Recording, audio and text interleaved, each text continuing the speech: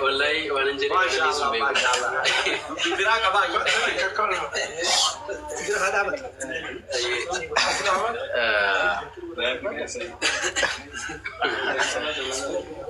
إجاني أقدر بتشوفي وانا نجري وانا نسمع بيكو كم جري كم ينكر نسمع بيكو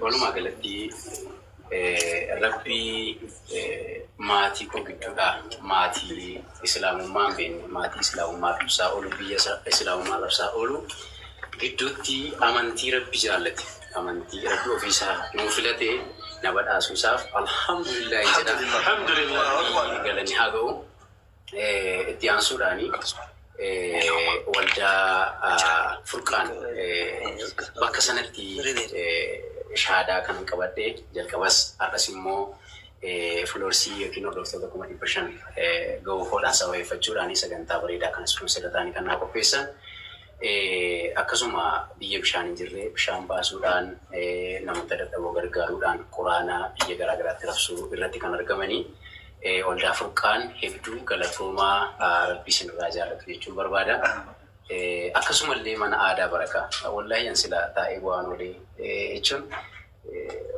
سنتين مبايسا من آدا بركة هذا ورمو هندما هذا مسلم متا هذا كينيا غلطوما جيچون بربادا أكا سينا مشاكنا نمني بينجرو مشاكنا هذا أبى كم بدي سينا دا أما غرو ربي غلطوا هذا كثيرا إسرائيلس هذا بركة جدامو الله هذه بركة مال أبدي مال ستيرتي جورا أنا مفته بتنيتي أما ياج سنتا مو باسنيتي برادر بيلو بوكي في لكان توجدني أما منا سانيتي وامني كدامي سامبتا guya gutu falkan gutu amma mana kanatti qur'ana qaraa isanitti Allahu akbar na asitti qaraa jira jechuudha kanaaf mana aadaa barakaa kutaa magaalaa furii naannoo kinaa waliin kobilirraa ol seentanii kan argattan isaanii hedduu galatoomaa rabbi barakaa isiniif kenna jechuun jaalladha akkasuma dhugaa dubbachuuf maqaan koo Abdii Raggaasaa jedhama amantii kiristaanaa irraa dhufe gara islaamummaatti akka dhufe kan na godhe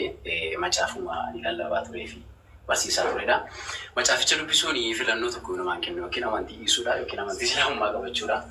Macaaficha dhugaadha yoo dubbisan beekumsaa yoo dubbisan hubannoo gaadhaa yoo dubbisan filannoo namaa kennu filannoo lama qofaadha. Innis yookiin amantaa ala ta'anii amantaa malee jiraachuudha yookiin immoo amantii islaamaa hordofuudha. Egaan amantii islaamaa kun amantii ragaatii amantii haqaatii malee amantii oduuti amantii qabatamaatti piraaktikaali hojiidhaan mul'atudha. Amantii hojiitti amanuudha. Amantii oduuti. Islaamumaan kun gaafa barsiistu wantoota sammuu namaa hin jeeqneef wantoota bitaa namatti hin galle wantoota namatti wantoota nama burjaajessine wantoota jireenya dhala namaa ta'uu islaamummaa isinitti himuudhaaf amma moraaliin qabu hundi keessanii beektu waan ta'eef irraan barattanii kanaaf islaamummaan kun amantii haqaatii amantii dhugaadhaa amantii rabbii filatee ilmaan namaatiif kennedha. Kanaaf namoonni akka waan nuyi akka hojjenneetti islaamummaa qabachuu keenya ilaalan ilaalcha dogoggoraa qabu. Hundi marraa ilaalcha dogoggoraa qabu. Amantiin rabbii jaallatee ilma namaaf kenne macaafa amantii barreeffame hundumaa keessatti amantii rabbii beeku islaamummaa qofaadha. Amantiin kamiyyuu kitaaba isaa keessatti amantii rabbii beeku amantii rabbii jaallate jedhamee barreeffamee jiru. Kun immoo dogoggora miti rabbitu nutti mee rabbitu nu kenne kanaaf nu yakkamuu miti kan rabbii wajjin haasa'uudha rabbi isaanii kadhatanii rabbi isaanii fayyisuu malee nun yakkamoo gochuu hin qabanii kanaaf yeroo baay'ee akkasnaan jiru gaafa islaamummaa qabadheeraa kaasee qaama poolisaa fakkaachuudhaan qaama nageenyaa fakkaachuudhaan borsiinaa harasiinaa borsii qabnaa to'annoo jala seeraa jala sigeeshinaa natti tolanna sababiin isaa akkuma yeroo tokko sultaan feef kaasaa ture. Ani yoon du'ellee rabbii sanatti amanee bira naqaa yoon jiraadhellee rabbii sanatti amaneef hojjedhaa yoo hidhamellee dhugaa kana ibsaa islaamummaa kana namoota mana hidhaa jiraniifan ibsa kanaaf iyyuu lafa noqon isaa naaf bu'aadha kanatti nan amana.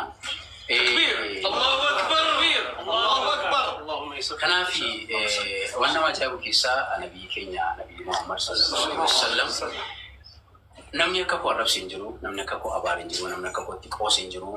Waldaa keessatti diraamaatikaalii garaagaraa qopheessuudhaan namni amma kootti baacee hin jiru. Isaan taa'ee bu'aa ture sila gaafan taa'aa ture. Nabiin keenya nama amanamuudha. Nama hojii gaariitti amanuudha. Nama dhiifamatti amanuudha. Nama aangoo guutuu qabanii dadhabaa wajjin, hiyyeessaa wajjin, uummataa wajjin gadi bu'anii jiraatanidha. Bira darbee utuun hin beekin, nuun utuun hin beekin warra nuuf bu'aa du'anidha. Anaaf namoota na dhufa jiraniif warra uummate jedhaniitu uummata koo saba koo jedhaniitu warra dhungaruutu isaanii hin beekin arrabsaa oolla, maqaa balleessaa oolla. Akka waan isaanii Nabi Muhammad sallallahu alaihi wasallam akka waan isaan bilbila haadha manoota keenyaa, bilbila obboleettii keenyaa qabanii yoo hundumaa isaan wajjin jiraatanis akka nama arguutti isa akkasii warra akkasii jenneetu maqaa balleessaa oolla. Wanti na boysaa ture isa kanadha. Dhuguma cubbuun kun naaf dhiifamaan jedhama hunda dadhabaa jira.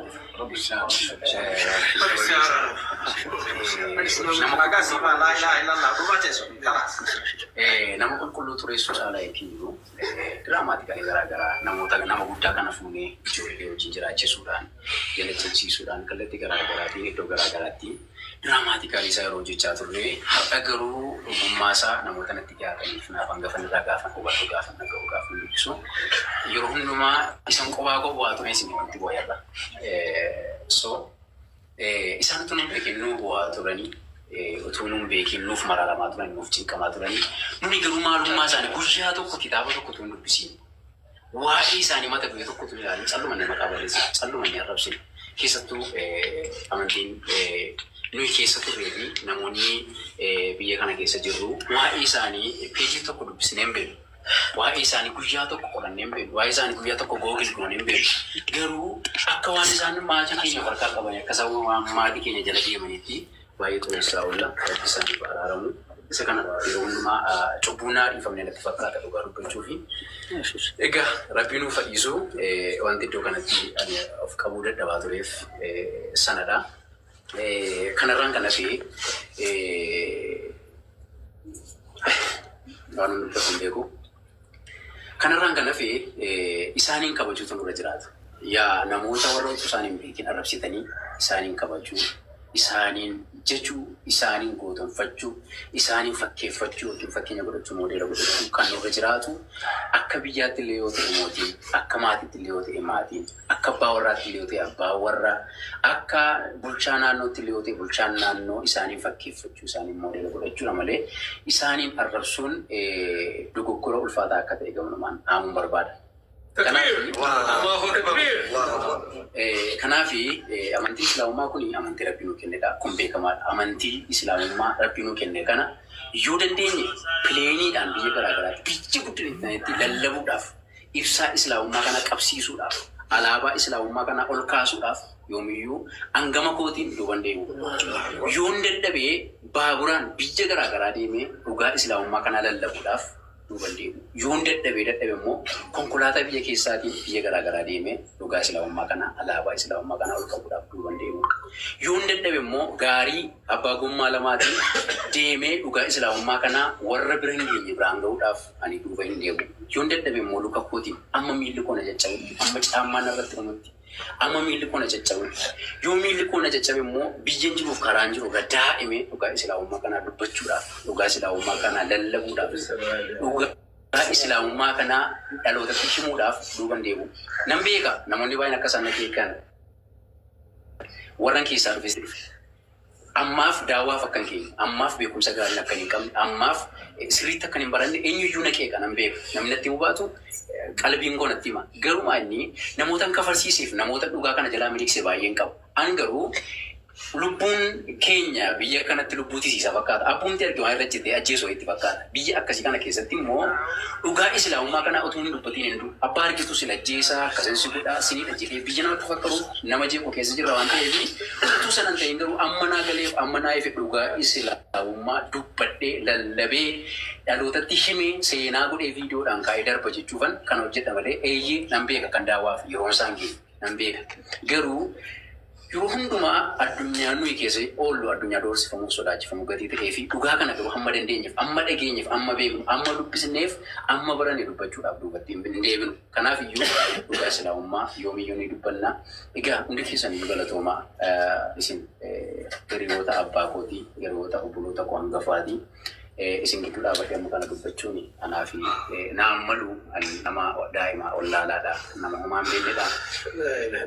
Isin garuu islaamummaa kana keessatti guddaa kaffaltaniitu baay'ee xiqqaate beeloftaniitu xiqqaate bishaan dhugan dhabdaniitu xiqqaate hidhamtanii maal taataniitu isiniif kabaji guddaan qaba galatooma barakadhaa. Islaamummaa dhuunfaa fuula keessan dura dhaabbachuuf illee baay'ee ulfaata namoota gurguddoo namoota jajjaboo jirtu haa ta'u iyyuu malee yeroo chachii tajaajilaa turretti namoota kumaatamaan lakkaa'aman baay'ee fuula dura dhaabbachaa waan tureef amma ji'a tokko fuula duratti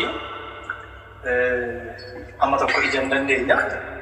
Haa ta'u malee as keessatti immoo namoonni gurguddoon ustaasota jajjaboo namoota gurguddootu jirtu. Galatoomaan isiniin jedha.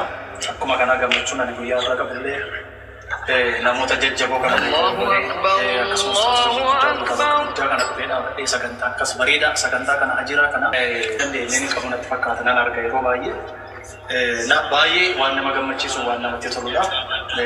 Baay'ee nama gammachiisa isin jechuu dandeenya. Akkuma kana boleessa koodii 500 gaazexaalee kana baay'ee kan isaan gammadee jira. Akkuma kana egaa ani kanan dhufe amantii kiristaanarraati kanan dhufe reefuu guyyaa har'a ka'ee natti fakkaata. Takbiir! Takbiir! Egaa akkuma beekamu egaa kiristaanummaa keessa waggaa turretti mukaan mana islaamummaa yookaan mana musliimaa keessa galu baay'ee hin sodaanna turre. Dhugaa dubbachuu fi yeroo barnoota barannu yookaan immoo cherchiin keenya naannoo masgiidaa ture. Masgiida cinaa dabarree deemnaa turre. Gaafa iddoo masgiidaa geenyu akka amantaa keenyaatti fanneetu dabarra turre. Ifannee dabarra harkatti qabneetu jechuun waan akka masgiida keessa sheexanni jawwee dhikee biyyaa jiru akkatti nu barsiisaa waan ta'eef. Keessumaati amantaa islaamummaa kana kan faallessan namoonni beeknadhaan baay'een kitaaba barreessanii waan qabaniif kitaaba sana baay'ee dubbisna waan ta'eef kitaaba sana gaafa dubbifnu utuun jaallatiin islaamummaa kana diineeffachaa turre jechuudha. Yoo xiqqaate kitaabni mana kiyya jiru kitaaba naannoo kitaaba 27 oliin manaa qaban kitaaba kiristaanaa fi kan islaamummaa kan barsiisu naannoo kitaaba 27 oliin qaba kitaabota nan dubbisa jechuudha. Kanaafi mana kana seennee akkasitti nama akkasitti waan isaan amma keewwatanii jiran kana mataa keewwatanii jiran kana nama akkasii gaafa darbanii nama already naannoo sana yoo darbe maqaa inti gaafa darbanii nani fadhee already naannoo sana yoo maqaa inti yesuus kana nani fadhee darbanii online da wallaan sugutta wal qabaa turre gaafi wal arrabsinaa gaafi wal qabanyaa waan baay'ee keessa tokko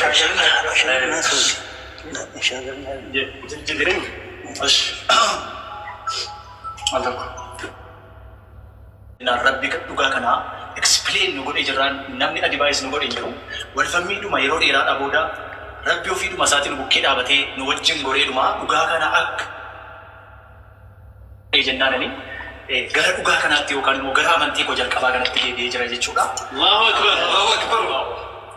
Inshallah yoo Rabbi jedhee wantoota baay'ee ciitota baay'ee rigana wantoota baay'ee hinaasomna namoonni dukkana kana keessatti namoota hedduu waamaa tureera akka kiyyatti mishineeriidha. Dukkan keessa booda raabsaa keessatti akkasuma wallaggattuu dhaloota kootillee hojii wangeelaa waggaa 10 hojii wangeelaa amma ji'a tokko asitti hin dhaabe malee ji'a tokko garasiitti jechuudha hojii wangeelaa waggaa 10 wangeelaa mishineerii hojjedheera baay'ee jechuudha. Lubbuun haaraan illee baay'een gara kiristaanummaa kanaa dhufeera. Haa ta'u iyyuu malee har'a gaafa naaf dhugaan kun naagalee jennaan gara dhugaa kanaa dhufu gaafan gara dhugaa kanaatti as deebi'u gaafa waa'ee dhugaa kun naagaleedhaa jiru gara dhugaa kanaa gaafan dhufee dhugaa kanatti harka kennadhu warri kaleessa akkasuma dukkana kanatti waamni dhaganii dukkana kanatti galan akkasuma abduu isaan durallee dukkana kana keessa kan jiranii akka isaan gara Rabbii tokkichaatti dhufan Rabbi irraa amantaan qaba. Waan baay'ee naasoo gaarii fuudha waan Furqaan jechuun kalaama Rabbiiti achitti gaafas shahaadaa islaamummaa kanatti seenu. Allahu akbar. Allahu akbar. Kanaaf jecha waldayni furqaanillee galata irraa qaba. Innillee galata nurraa qaba. Guyyaa har'aa san innillee galata waldaya furqaan irraa qabu gartee gammachuu isaa nulli ammoo inni karaa kennaan islaamummaa seenee bakka nu jirrutti nama hedduu achi as fidee islaamummaa bareedduu tana agartee itti waamuun akkuma san ammoo biyyi isaa guddatee namni baay'een isa hordofee islaamummaa maal taati islaamummaan ta'a akkamii haqa nama jalaa dukkanoote tana nama hedduu itti waamaa waan jiruuf guyyaa har'aa kana gammachuu isaa irratti namoonni hedduun baay'ee beektonni Kanadaa irraa biyya garaagaraa irraa Suudii irraa Baalee irraa Arsii irraa bakka hedduu har'a biratti argamanii gammachuu kana waliin qooda irraa fudhanna jechuuf guyyaa har'aa as jirra. Isa qofaayyuu miti. Isa qofaayyuu miti ka agartee obboleessa kennaa Yuusuf maqaan isaa Yohaannis Kature Yuunus garanatti ay deebi'ee da'awa guddaa keessa jiru waliin har'a agartee gammachuu kana qooda irraa fudhataa jirra. Akkuma san ammoo ilma kenna yeroo gabaabaa islaamummaa bareedduu gaarii fitrata Allaahi allatii fatara annaas kan rabbiin ilma Aadam hunda islaamummaa kan irratti uume oduu bishaan itti dhaqanii gara midhaan deebisin kanutti dabalame Amaan Muhammad Amin. Muhammad Amin innillee kun mirga kiyyatti argama. Isa kana kuno Muhammad Amin. Muhammad kuno innis Amani Muhammad Amani Yunusi Abdi nama baay'ee waliin asirra namni yoo gammadu ammoo waliin dubbatanii nama harkaa baddi warri biyya hedduu tasiira kana warri jennuun warra dhiifama narra qabe. Leenca fakkii namaa yaa abdii raggaasaa kaleessuma ture daawwitii hawaasaa qoratee argate barbaadee dhugaasaa ardhammoo ragaadhaan diin dhamaasaa waa'ee leenca kanaa dhagayaa gabaasa halkanii fi guyyaa dhugaasaa qoratee dhugaan takka ta'uu xiinxallee hubatee amantaa islaamaa ol baasee fudhatee dhala barsiisaara dalagaa godhatee akkana mitabbo jabaadhu leenca koo falmisiisi ragaa qabatamaa kallattiin garsiisi warra karaa badee waamii amansiisi aduwwoota diinii daran gaddisiisi aduwwoota diinii daran gaddisiisi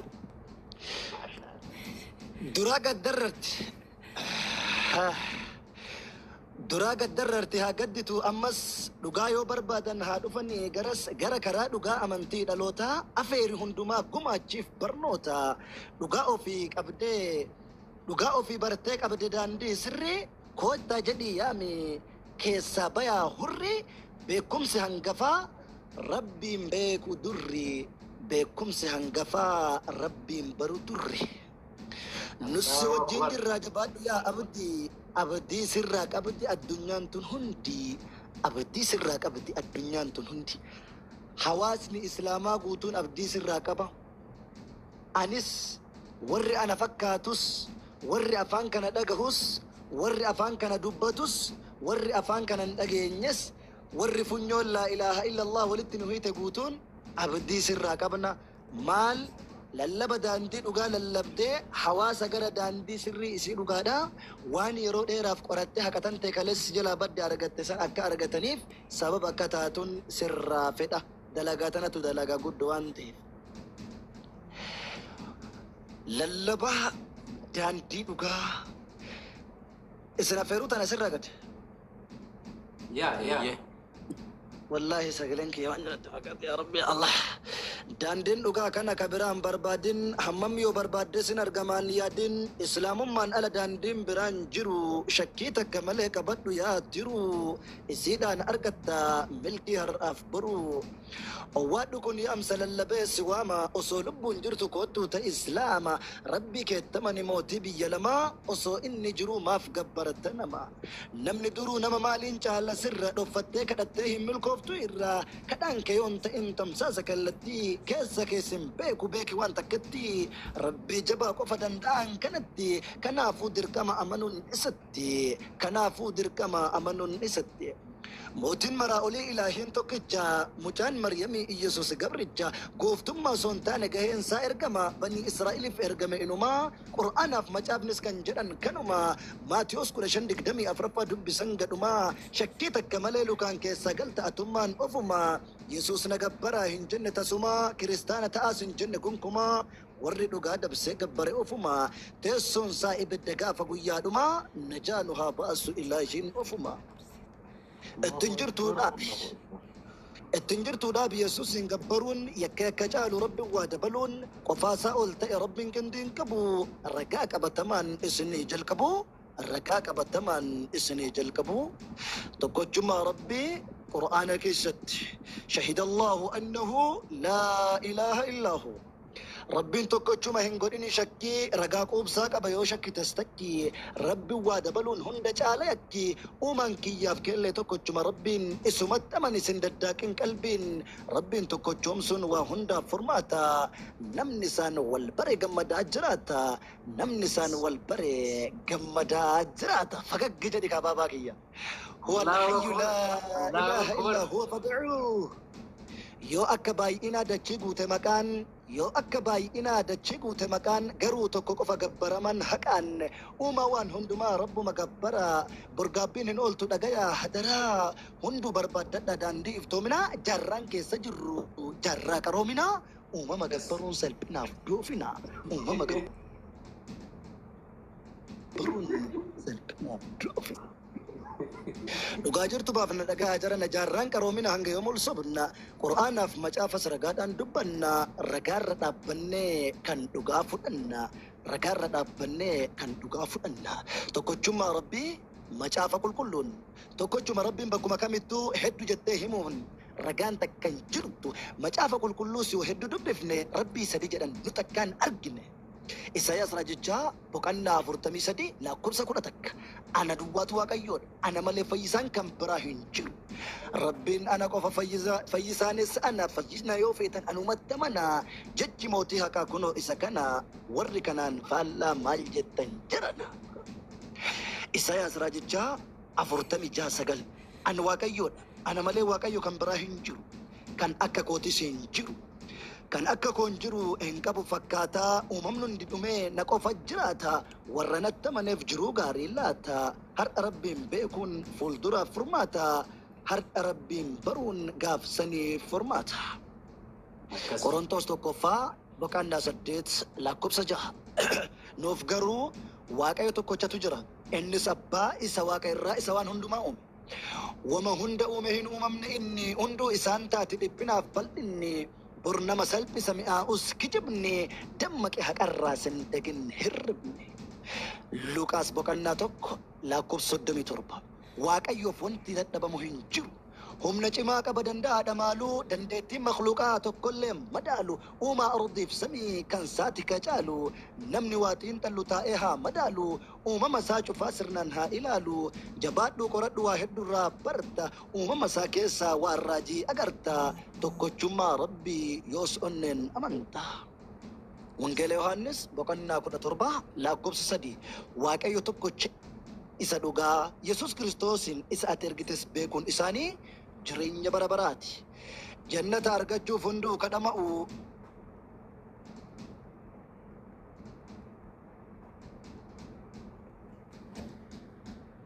islaamummaa malee barbaanne agarre mootiin maraa olii tokkocha rabbuma akkuma kiyyaaf ka'e Yesuus namummaa Yesuus macaafannutti mee warri rabbi jettuun ragaanaa fidime warri rabbi jettuun ragaanaa fidime مثال ويا لله يا رحمة ستوتا لهلم تسطى سايل زربوتا لساتم لوندم ساي مرتسوتا لادم لجو جلو تسطى بفكر ايدلم يبتا جنونم بجمر سمتن انداين قرآن ومكر يا رحمن قالقا كالم تسسر اندزي لنا العالم مستر بسورة الزاريات 56 قطر يما يتاي جنوم يسول جوج فطور كلهم يفتركوا العبادة نبر من لا يندالن ولا جنن فكر سرعة طبقا ان نور بكبر اسلمنا مالت برحانات لمدر We are Muslim anytime we are Muslim anytime given for us from Allah we in Jannat inshallah والسلام عليكم. الله أكبر الله أكبر.